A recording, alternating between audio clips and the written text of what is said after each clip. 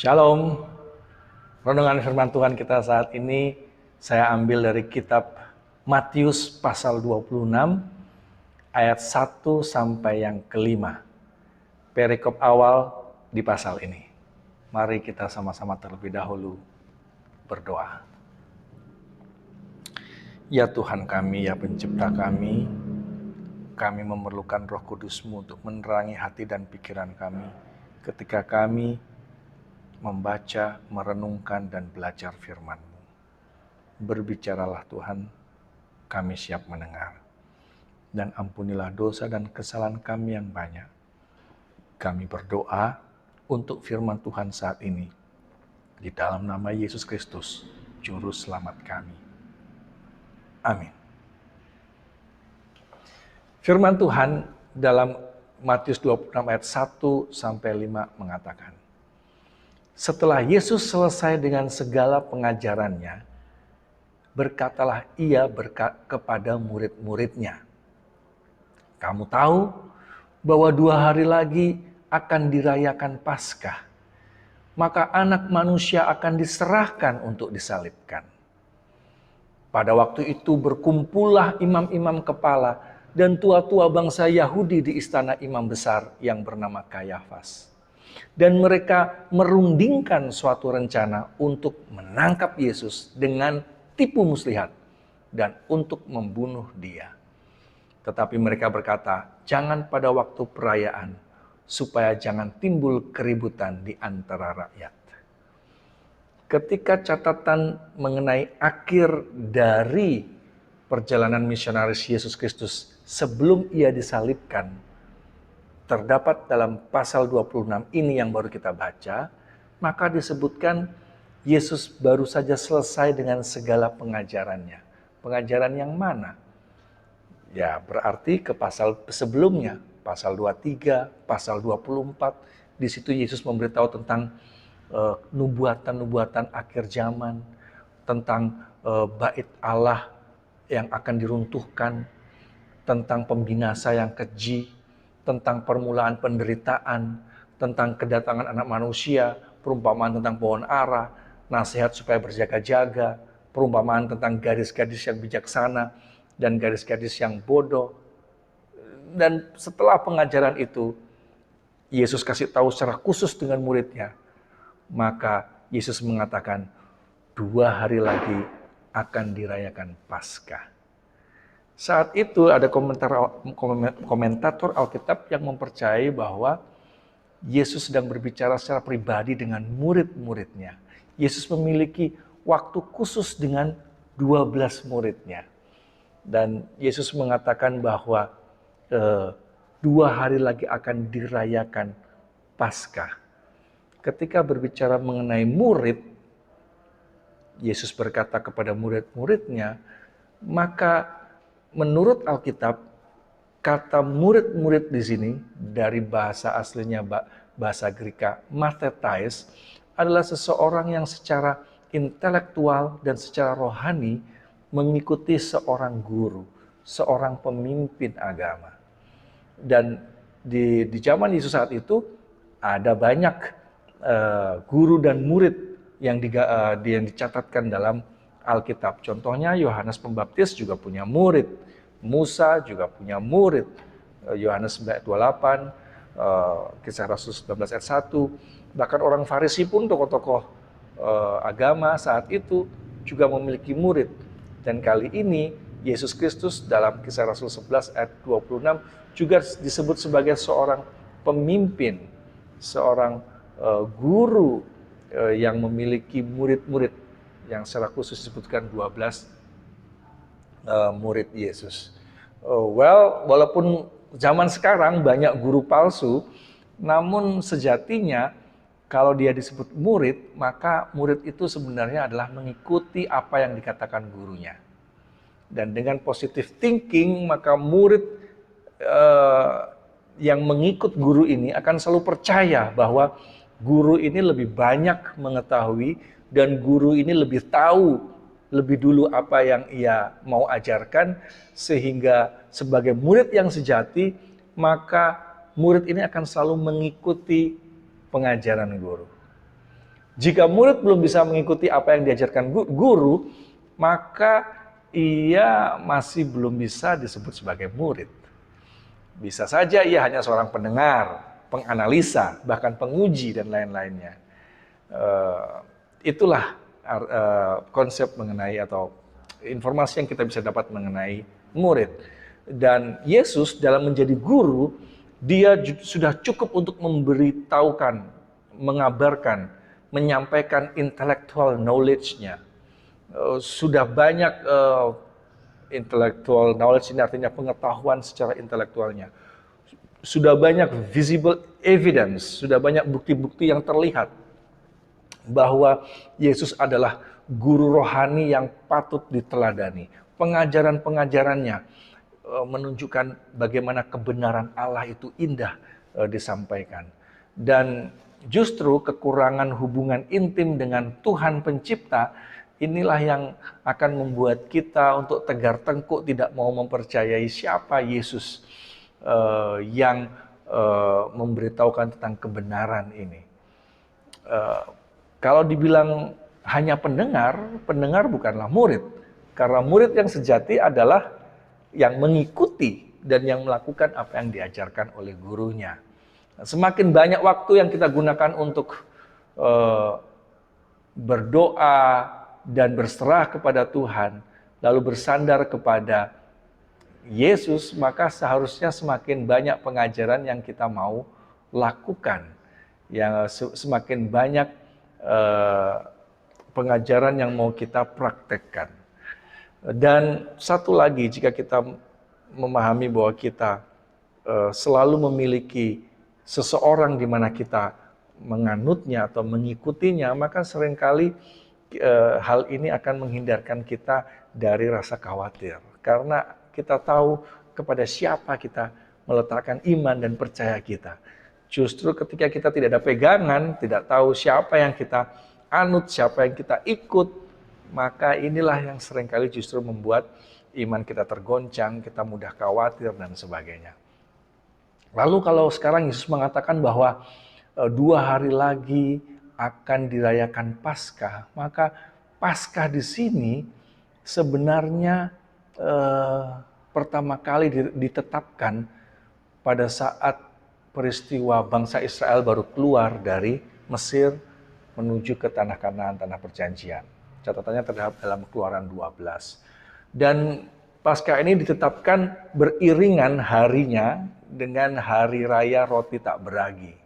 Dan itu juga tercatat dalam Lukas 2 ayat 41. Dalam hari Paskah ini akan ada penyembelihan anak domba Paskah yang dalam 1 Korintus 5 ayat 7, domba Paskah ini adalah lambang dari Yesus Kristus. Dan merayakan Paskah ini sebenarnya adalah merayakan kebebasan umat keluar dari perbudakan, khususnya bangsa Israel keluar dari perbudakan di Mesir menuju ke tanah perjanjian di Kanaan. Dan bagi kita ini adalah merayakan kelepasan dari perhambaan dosa di dunia ini.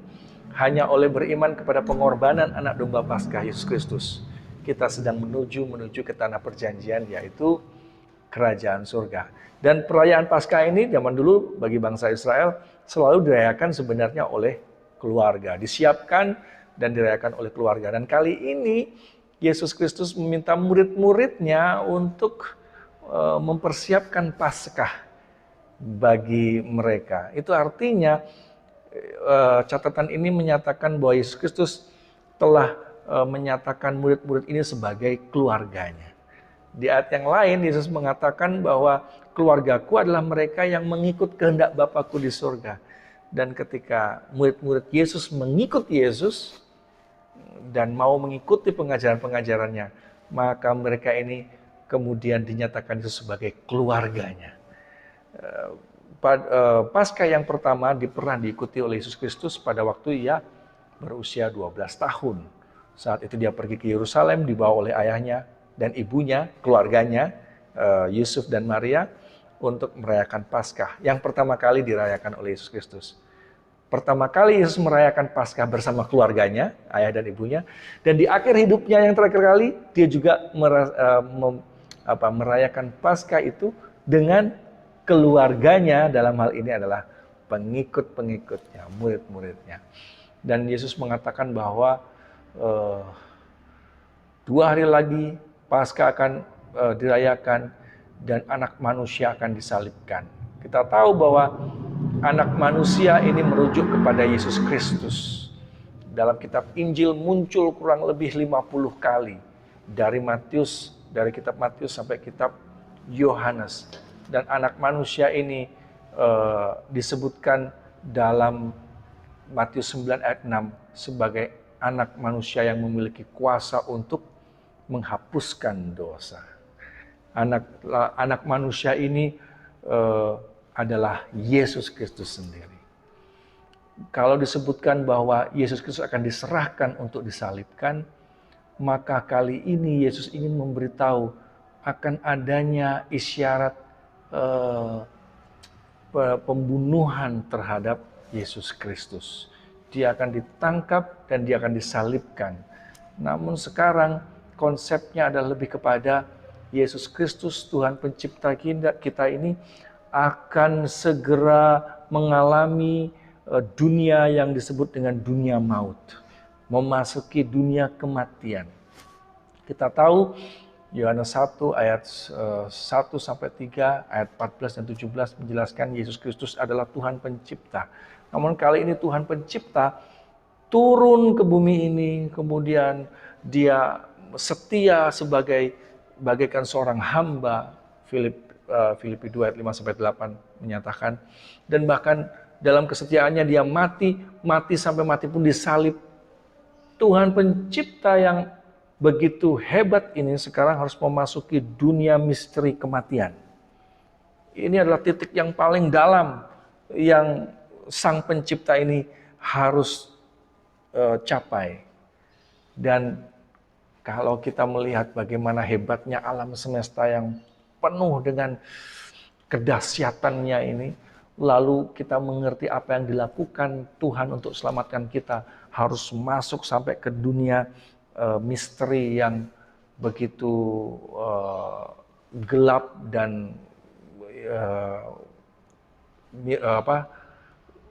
dunia maut yang misteri tersebut, maka sebenarnya kita akan memahami betapa besarnya cinta Tuhan kepada kita.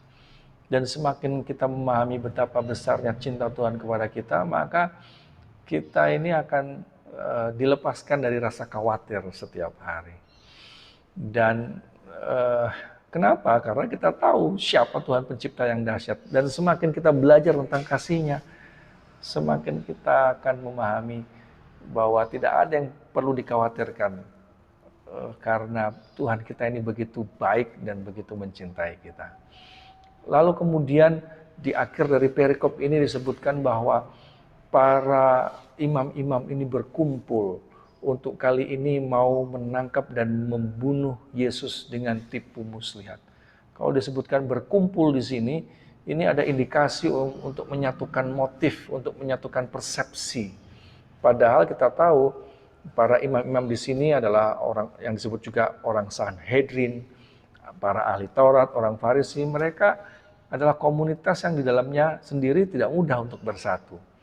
Banyak juga perbedaan pandangan terhadap keagamaan.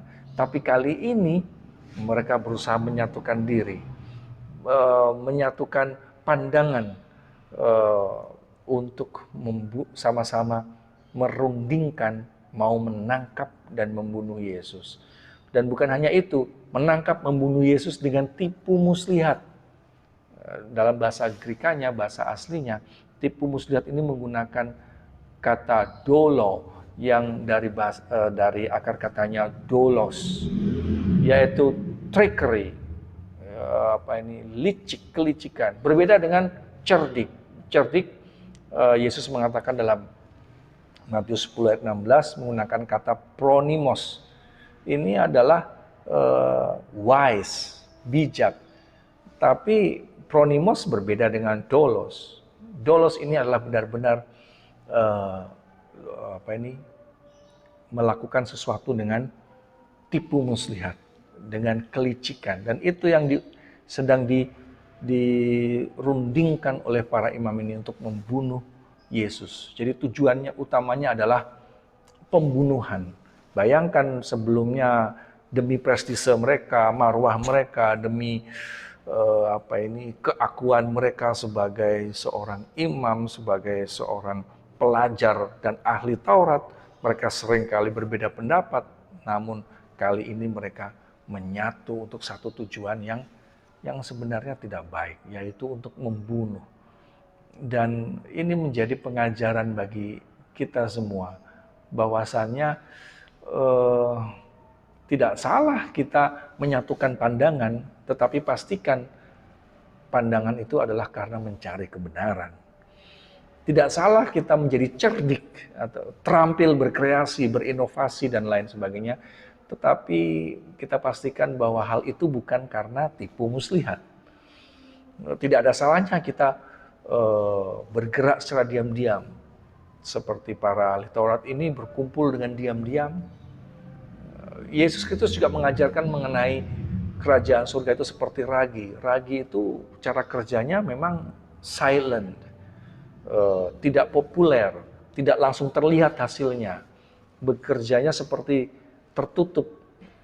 Tapi kita harus pastikan pekerjaan yang kita lakukan ini adalah untuk keselamatan atau untuk pembunuhan atau kematian. Di mana kita mau berpihak? Apakah berpihak kepada Tuhan yang menyelamatkan, atau justru lebih kepada membelokkan atau menyiasati kebenaran itu dengan tipu muslihat. Ini yang akan selalu menjadi renungan bagi kita. Dan mungkin renungan secara keseluruhan yang kita dapat dari perikop ini adalah ketika Yesus memberitahu nubuatan-nubuatan sebelum dia disalibkan, dia beritahu ada nubuatan-nubuatan yang tampaknya nubuatan-nubuatan itu menunjukkan keadaan yang semakin merosot, keadaan yang semakin menderita, maka bisa saja pengikut Tuhan akan menghadapi jenis-jenis penderitaan yang demikian. Tapi jangan berhenti sampai di situ.